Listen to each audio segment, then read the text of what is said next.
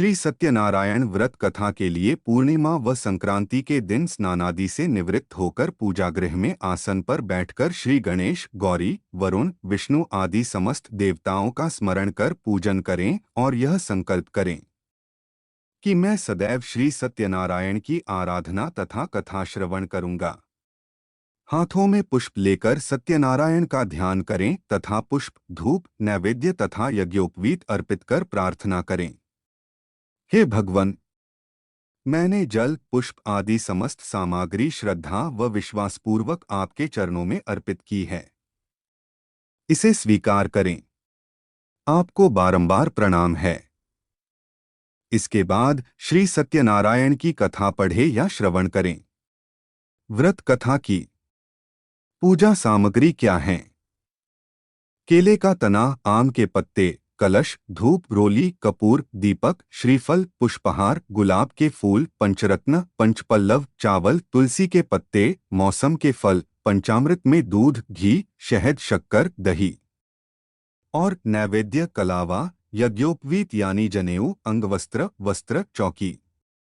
अत श्री सत्यनारायण व्रत कथा को आप सभी से निवेदन है कि सत्यनारायण कथा को 11 बार, 21 बार, 51 या 101 बार अवश्य सुने या पढ़े।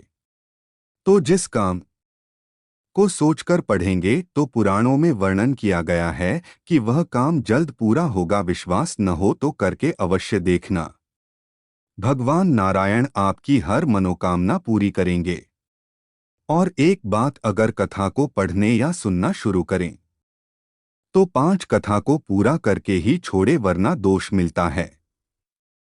और हमारे चैनल रोज भक्ति ज्ञान चैनल को लाइक सब्सक्राइब जरूर करें।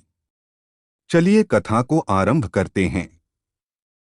प्रथम अध्याय। एक बार नैमिषारण्य में एकत्र आर्यावर्त के 88,000 महर्षियों ने मुनिश्रेष्ठ श्री सूत जी से पूछा, हे मुनिश्रेष्ठ, कलयुग में मनुष्य वेद विधान और धर्म विरुद्ध आचरण करते हुए पापों के बोझ तले दबता जा रहा है।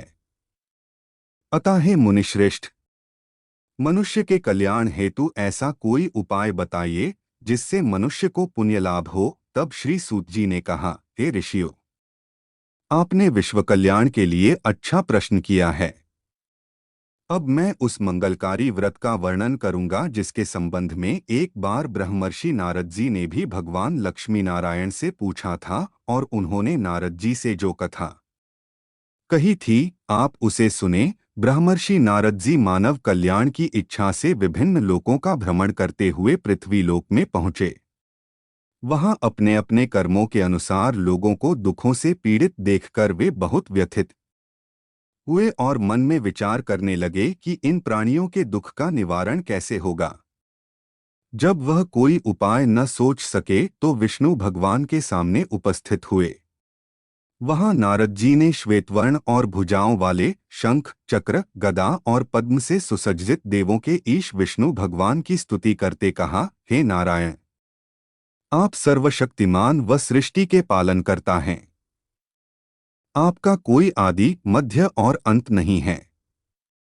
आप सृष्टि के कण कण में विद्यमान हैं और अपने भक्तों की मंगल कामनाएं पूरी करने वाले हैं। मैं आपको नमस्कार करता हूँ नारद जी की इस प्रकार की स्तुति सुनकर विष्णु भगवान मुस्कुराते हुए बोले, हे मुनिवर, निस्संकोच होकर अपने आने का कारण बताइए। तब नारद जी ने कहा, पृथ्वी लोक के प्राणी अपने अपने कर्मों के अनुसार विभिन्न योनियों में रहते हुए दुखों से पीड़ित हैं। मुझ पर कृपा करते हुए कोई ऐसा उपाय बताइए जिससे उनका दुख नष्ट हो सके। तब विष्णु भगवान ने कहा, हे नारद, अब मैं ऐसे व्रत का वर्णन करने जा रहा हूँ जिसे करने से विश्व के सभी स्त्री पुरुषों को पापों से मुक्ति मिलेगी, निर्धनता नष्ट होने से मनुष्य आनंदपूर्वक जीवन यापन करेगा। श्री सत्यनारायण भगवान के इस व्रत को करने से उसकी सभी मंगल कामनाएं पूरी होंगी।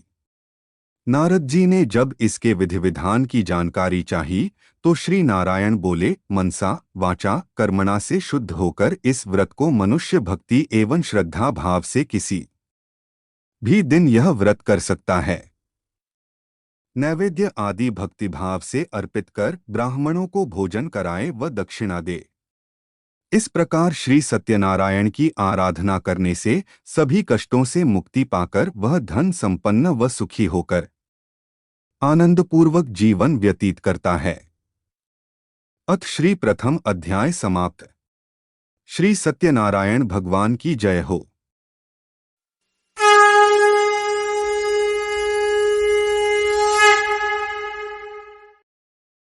द्वितीय अध्याय। श्री सूत जी बोले, हे ऋषिमुनियों, अब मैं आप सबको उस निर्धन ब्राह्मण की कथा सुना रहा है जिसने श्री सत्यनारायण भगवान का सबसे पहले व्रत किया। प्राचीन समय में वह निर्धन ब्राह्मण काशी में रहता था।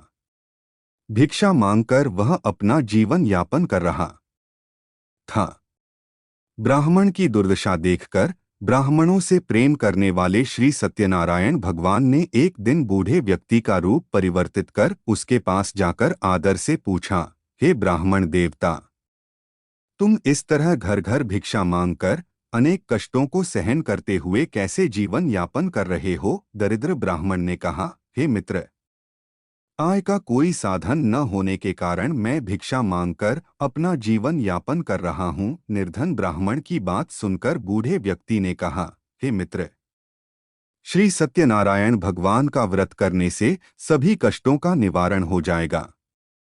श्री सत्यनारायण भगवान की पूजा आराधना करने से तुम्हारी सभी मनोकामनाएं पूरी होंगी और तुम्हारे घर में धन संपत्ति की वर्षा होगी।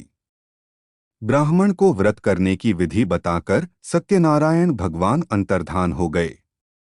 निर्धन ब्राह्मण ने बूढ़े व्यक्ति द्वारा बताए व्रत को करने का निश्चय किया।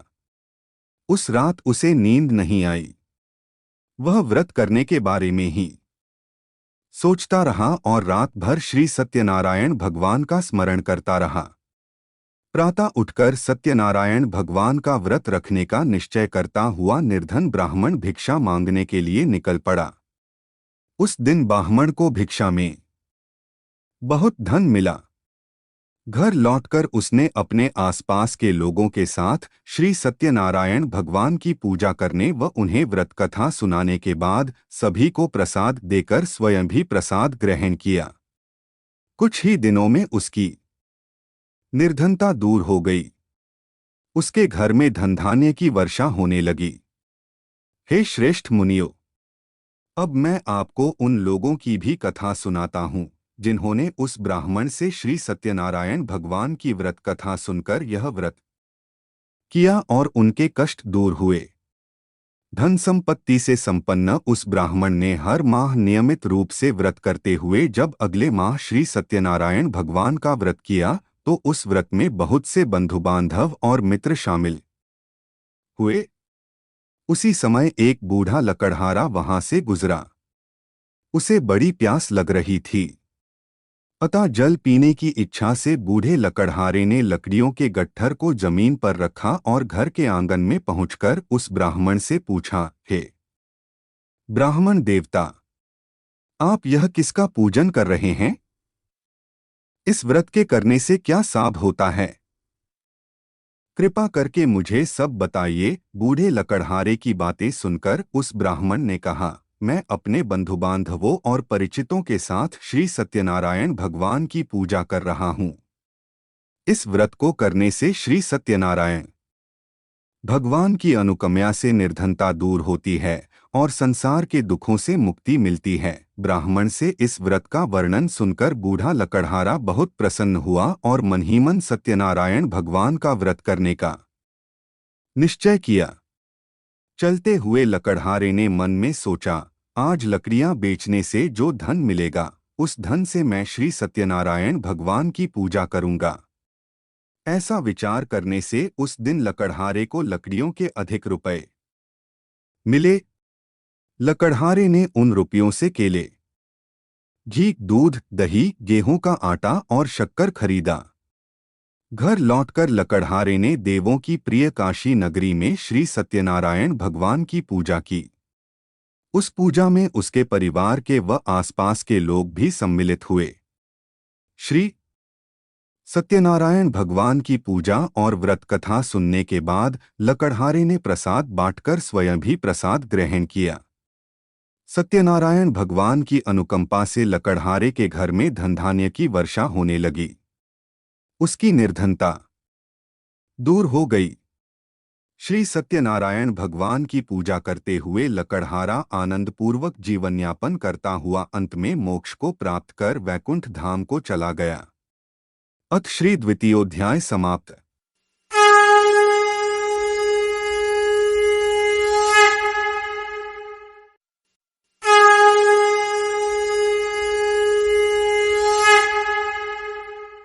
तृतीय अध्याय। श्री सूत जी बोले, हे ऋषिमुनियों, अब मैं आपको आगे की कथा सुनाता हूँ। प्राचीन समय में कनकपुर में उल्कामुख नामक एक बुद्धिमान तथा सत्यवादी राजा राज करता था। वह प्रतिदिन मंदिर में जाकर श्री सत्यनारायण भगवान की पूजा करता था और निर्धनों को अन्न, वस्त्र और धन दान करता था। उसकी पत्नी सुभद्रा बहुत सुशील थी। वे दोनों हर महीने श्री सत्यनारायण भगवान का व्रत करते थे। श्री सत्यनारायण की अनुकंपा से उनके महल में धन संपत्ति के भंडार भरे थे। उनकी सारी प्रजा बहुत आनंद से जीवन यापन कर रही थी। एक बार राजा और रानी बहुत से लोगों के साथ जब भद्रशिला नदी के किनारे श्री सत्यनारायण भगवान की पूजा कर रहे थे, तो नदी के किनारे एक बड़ी नाव आकर ठहरी। उस नाव में एक धनी व्यापारी यात्रा कर रहा था। वह बहुत सा धन कमाकर अपने नगर को लौट रहा था। उसका सारा धन उस नाव में रखा हुआ था। नाव से उतरकर व्यापारी राजा के समीप पहुंचा। राजा को पूजा करते देख उसने कहा, हे राजन, आप इन सब लोगों के साथ मिलकर किसकी पूजा कर रहे हैं? इस पूजा के करने से मनुष्य को क्या लाभ होता है? राजा ने व्यापारी से कहा, हम पूर्णिमा को सत्यनारायण भगवान का व्रत और फिर पूजा अर्चना के बाद भगवान का प्रसाद लोगों को बांटकर स्वयं भी प्रसाद ग्रहण करते हैं। सत्यनारायण भगवान की पूजा से दुखियों के सारे दुख दूर होते हैं। राजा की बात सुनकर व्यापारी ने कहा, हे राजन, मैं भी सत्यनारायण भगवान का व्रत करना चाहता हूँ। कृपया मुझे इस व्रत को करने की विधि बतलाएं। राजा ने व्यापारी को सत्यनारायण व्रत की पूरी विधि बताई। राजा से व्रत कथा सुनने के बाद व्यापारी श्री सत्यनारायण भगवान का स्मरण करते व्यापारी ने प्रसाद ग्रहण किया और लौटकर पत्नी लीलावती से कहा, हमारी कोई संतान नहीं है। यदि सत्यनारायण भगवान की अनुकंपा से हमारी कोई संतान हुई तो मैं श्री सत्यनारायण भगवान का व्रत अवश्य करूंगा। व्यापारी के ऐसा निश्चय करने के कुछ समय बाद लीलावती गर्भवती हुई। 10 महीने में उसने एक सुंदर कन्या को जन्म दिया। व्यापारी ने पुत्री जन्म पर बहुत खुशियां मनाई, लेकिन सत्यनारायण भगवान का व्रत नहीं किया। जब उसकी पत्नी लीलावती ने अपने पति से व्रत करने के लिए कहा तो वह बोला, अभी क्या जल्दी है, इसका विवाह होगा तो मैं श्री सत्यनारायण भगवान का व्रत करूंगा। अपने पति के वचन सुनकर लीलावती चुप हो गई। व्यापारी की कन्या कलावती शुक्ल पक्ष के चंद्रमा की तरह बढ़ने लगी। एक दिन व्यापार में बहुत सा धन कमाकर घर लौटे व्यापारी ने अपनी बेटी को सहेलियों के साथ उपवन में घूमते देखा तो उसे उसके विवाह की चिंता होने लगे। व्यापारी ने कलावती के लिए सुयोग्य वर ढूंढने के लिए अपने सेवकों को दूर दूर के नगरों में भेजा। व्यापारी के सेवक कंचनपुर नगर में पहुंचे। उस नगर में उन्होंने एक पुत्र को देखा। वह पुत्र अत्यंत सुंदर और गुणवान था। सेवकों ने वापस लौटकर व्यापारी को उस गुणित पुत्र के बारे में बताया। व्यापारी उस सुंदर लड़के को देखकर बहुत प्रसन्न हुआ और अपनी कन्या कलावती का विवाह बहुत धूमधाम से उसके साथ कर दिया। दहेज में उसने उस वनिक पुत्र को बहुत सा धन दिया। कलावती का विवाह भी हो गया, लेकिन व्यापारी ने श्री सत्यनारायण भगवान का व्रत नहीं किया। लीलावती ने अपने पति से कहा, नाथ, आपने कलावती के विवाह पर श्री सत्यनारायण भगवान का व्रत करने का निश्चय किया था। अब तो आपको व्रत कर लेना चाहिए। पत्नी की बात सुनकर व्यापारी ने कहा, अभी तो मैं अपने दामाद के साथ व्यापार के लिए जा रहा हूँ। व्यापार से लौटने पर श्री सत्यनारायण भगवान का व्रत पूजा अवश्य करूंगा। यह कहकर व्यापारी ने कई नावों में सामान भरा और अपने दामाद तथा सेवकों के साथ व्यापार के लिए निकल पड़ा। उस व्यापारी द्वारा बार बार व्रत का निश्चय करने और फिर व्रत न करने से सत्यनारायण भगवान क्रोधित हो गए और व्यापारी को दंड देने का निश्चय किया। व्यापारी अपने दामाद के साथ रत्नसारपुर में पहुंचकर व्यापार करने लगा। एक दिन कुछ चोर महल में चोरी करके भाग रहे थे। सैनिक उनका पीछा कर रहे थे। भागते हुए चोरों ने सैनिकों से बचने के लिए चोरी का अवसर पाकर व्यापारी की नावों में छिपा दिया। चोरों का पीछा करते हुए सैनिक व्यापारी के पास पहुंचे। उन्होंने व्यापारी के नावों की तलाशी ली तो उन्हें राजा का चोरी किया गया धन मिल गया। तब सैनिक ने व्यापारी और उसके दामाद को बंदी बनाकर राजा के पास ले गए। राजा ने उन दोनों को बंदीगृह में डाल दिया और उनका द्वारा धन ले लिया। श्री सत्यनारायण के प्रकोप से उधर लीलावती पर भी मुसीबतों का पहाड़ टूट पड़ा। उसके घर में चोरी हो गई और चोर सारा धन चुराकर ले गए। घर में खाने के लिए अन्न भी नहीं बचा। भूख प्यास से व्याकुल होकर व्यापारी की बेटी कलावती एक ब्राह्मण के घर गई। उस ब्राह्मण के घर में श्री सत्यनारायण भगवान की व्रत कथा हो रही थी। उसने भी वहां बैठकर व्रत कथा सुनी और प्रसाद लिया। घर लौटकर कलावती ने अपनी मां लीलावती को सारी बात बताई। कलावती से श्री सत्यनारायण भगवान की व्रत कथा की बात सुनकर लीलावती ने भी व्रत करने का निश्चय किया। अगले दिन लीलावती ने अपने परिवार और आसपास के लोगों के साथ श्री सत्यनारायण भगवान की पूजा की। पूजा के बाद सबको प्रसाद बांटकर स्वयं भी प्रसाद ग्रहण किया। लीलावती ने अपने पति और दामाद के घर लौट आने की मनोकामना से श्री सत्यनारायण भगवान का व्रत किया था। लीलावती के विधिपूर्वक व्रत करने और प्रसाद ग्रहण करने से श्री सत्यनारायण भगवान ने प्रसन्न होकर उसकी मनोकामना पूरी की। उन्होंने राजा चंद्रकेतु को स्वप्न में दर्शन देकर कहा, हे राजन, व्यापारी और उसका दामाद बिल्कुल निर्दोष हैं। सुबह उन दोनों को मुक्त कर दो और उन दोनों का सारा धन भी वापस लौटा दो।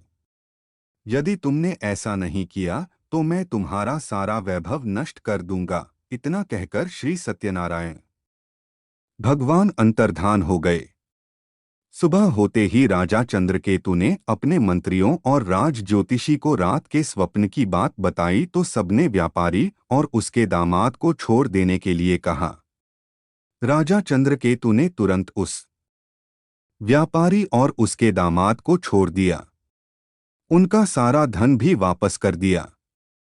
इस प्रकार श्री सत्यनारायण भगवान की अनुकंपा से व्यापारी और उसका दामाद दोनों खुशी खुशी अपने नगर की ओर चल दिए। इति श्री तीसरा अध्याय समाप्त। बोलो सभी श्री सत्यनारायण भगवान की जय।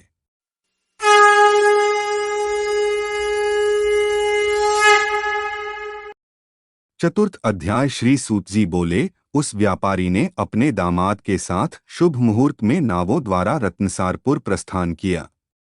लंबी यात्रा करने के बाद व्यापारी ने एक नगर के किनारे नावों को रोककर भोजन किया और फिर दोनों विश्राम करने लगे। तभी श्री सत्यनारायण भगवान साधु के रूप में व्यापारी के पास पहुंचे और पूछा, हे वणिक, तेरी नावों में क्या लदा हुआ है? व्यापारी ने सोचा, पाखंडी साधु अवश्य ही कुछ मांगने की इच्छा से सामान के बारे में पूछ रहा है। यह सोचकर व्यापारी ने झूठ बोला, हे दंडी, मेरी नावों में तो बेल और पत्र भरे हुए हैं। व्यापारी के झूठे वचन सुनकर सत्यनारायण भगवान ने क्रोधित होते हुए कहा, है वैश्य, जो तुमने कहा है वही सत्य होगा। इतना कहकर सत्यनारायण भगवान कुछ दूर जाकर अंतर्धान हो गए। उधर व्यापारी दंडी साधु को वहां से खाली हाथ लौटाकर बहुत प्रसन्न हुआ। लेकिन जब व्यापारी ने अपनी नावों में बेल और पत्र अर्थात पत्ते भरे हुए देखे तो वह विलाप करने लगा और अपने झूठ बोलने पर प्रायश्चित करने लगा। रोते रोते व्यापारी मूर्छित हो गया। कुछ देर बाद जब उसकी मूर्छा नष्ट हुई तो उसके दामाद ने कहा, आप दुखी मत होइए, यह सब उन दंडी साधु के शाप के कारण हुआ है। अब वही दंडी हमें इस विपत्ति से छुटकारा दिला सकते हैं। दामाद के वचन सुनकर व्यापारी दंडी साधु की तलाश में चल दिया। कुछ देर ढूंढने पर उसे एक वृक्ष के नीचे दंडी साधु के रूप में सत्यनारायण भगवान मिल गए। व्यापारी ने दंडी साधु के चरणों में गिरकर क्षमा मांगी। दंडी स्वरूप सत्यनारायण भगवान बोले, हे बणिक पुत्र, तेरे झूठ बोलने के कारण ही मैंने तुझे दंड दिया है। तूने बार बार मेरी पूजा करने के लिए कहा, लेकिन कभी एक बार भी नहीं किया। व्यापारी ने तब हाथ जोड़कर कहा, हे भगवान, आप तो दीन दुखियों के कष्ट दूर करने वाले हैं। मेरी इस गलती को भी क्षमा करें। आपके रूप को तो ब्रह्मा भी नहीं जान पाते, फिर भला मैं अज्ञानी कैसे आपकी लीला को समझ पाता। अब मैं जीवन में कभी झूठ नहीं बोलूंगा। सदैव श्री सत्यनारायण भगवान का व्रत और पूजा किया करूंगा। आप मुझ पर अनुकंपा करें। व्यापारी की क्षमा याचना सुनकर दंडी साधु ने उसे क्षमा कर दिया। उसी समय व्यापारी की नावों में भरे हुए बेल और पत्ते धनधान्य में परिवर्तित हो गए। व्यापारी ने अपने सेवकों के साथ अगले दिन श्री सत्यनारायण भगवान का व्रत करके उनकी पूजा की। सबको प्रसाद वितरित करके स्वयं भी प्रसाद ग्रहण करके व्यापारी अपने नगर की ओर चल पड़ा। अपने नगर में पहुंचकर व्यापारी ने एक सेवक को अपने घर भेजा। सेवक ने लीलावती को सूचित किया। उस समय लीलावती और कलावती दोनों श्री सत्यनारायण भगवान की पूजा कर रही थीं।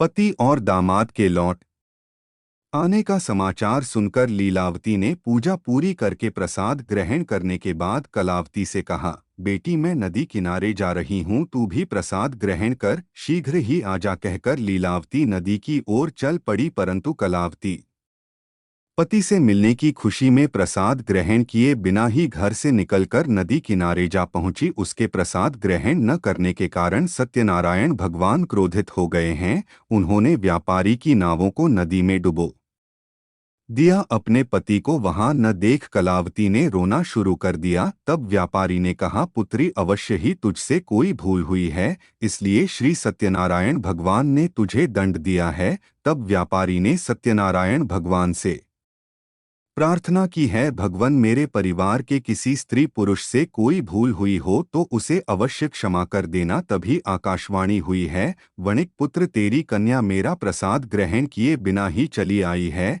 यदि अब घर पहुंच कर तेरी कन्या प्रसाद ग्रहण करके वापस आए तो उसे पति के दर्शन होंगे। कलावती ने वैसा ही किया। उसके प्रसाद ग्रहण करके वापस लौटने पर नाव जल के ऊपर आ गई। दामाद भी सुरक्षित नदी से निकल आया। घर लौटकर व्यापारी ने अपने परिवार के साथ मिलकर विधिनुसार श्री सत्यनारायण भगवान की पूजा की। उसकी सभी इच्छाएं पूरी हुई। इति श्री चतुर्थ अध्याय समाप्त। बोलो श्री सत्यनारायण भगवान की जय।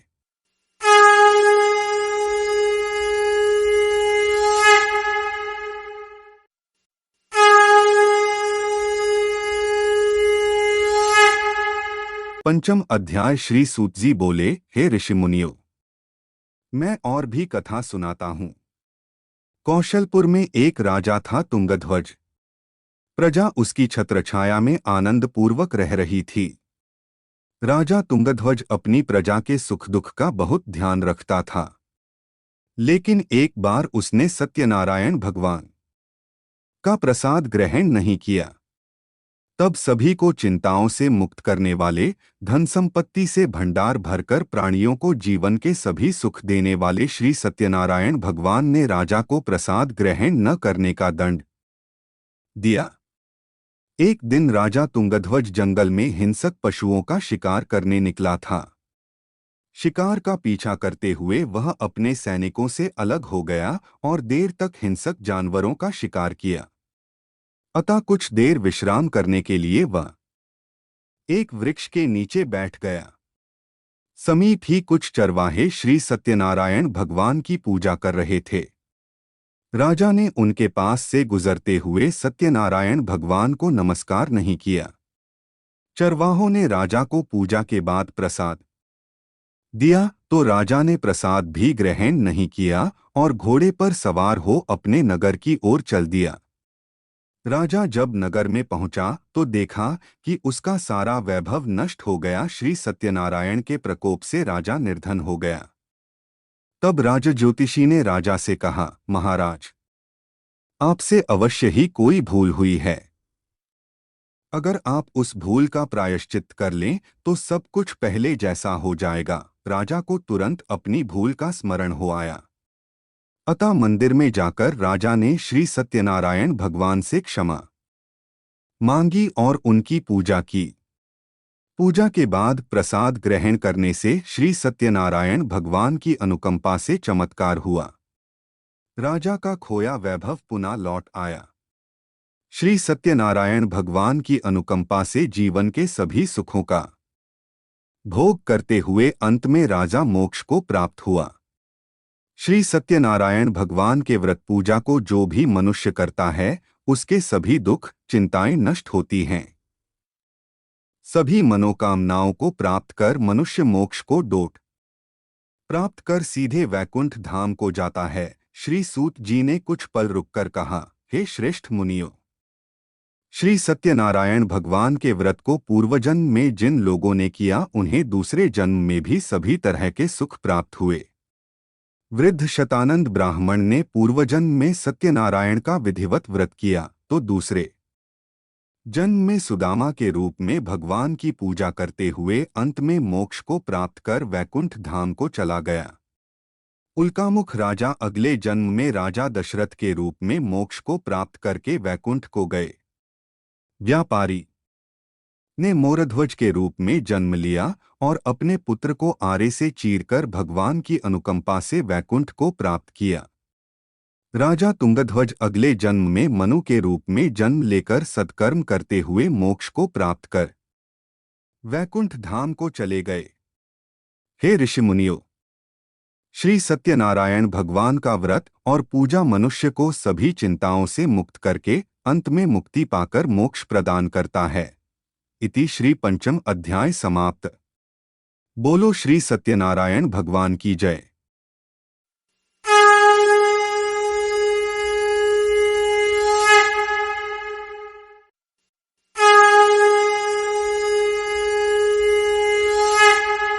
श्री सत्यनारायण जी की आरती। जय लक्ष्मीर्मणा, श्री जय लक्ष्मीर्मणा।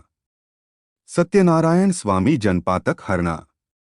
रत्न जड़ित सिंहासन अद्भुत छवि राजे नारद करत निराजन घंटा ध्वनि बाजे प्रगट भय कलिकारण द्विज को दर्श दियो। बूढ़ो ब्राह्मण बनकर कंचन महल कियो। दुर्बल भील कठारो इन पर कृपा करी। चंद्रचूड़ एक राजा जिनकी विपत्ति हरी। वैश्य मनोरथ पायो श्रद्धा तज दीनी सो फल भोग्यो प्रभु जी फिर स्तुति कीनी। भाव भक्ति के कारण छिन छिन रूप धरियो। श्रद्धा धारण कीनी तिनको कांच सरियो। ग्वाल बाल संग राजा वन में भक्ति करी। मन वांछित फल दीन्हा दीनदयाल हरि। चढ़त प्रसाद सवायो कदली फल मेवा। धूप दीप तुलसी से राजी सत्यदेवा। श्री सत्यनारायण की आरती जो कोई नर गाए। कहत शिवानंद स्वामी मनवांछित फल पावे। अगर कथा अच्छी लगी हो तो रोज भक्ति ज्ञान चैनल को लाइक सब्सक्राइब जरूर करें। सत्यनारायण भगवान आप सभी की हर मनोकामना पूरी करें। राधे राधे। धन्यवाद।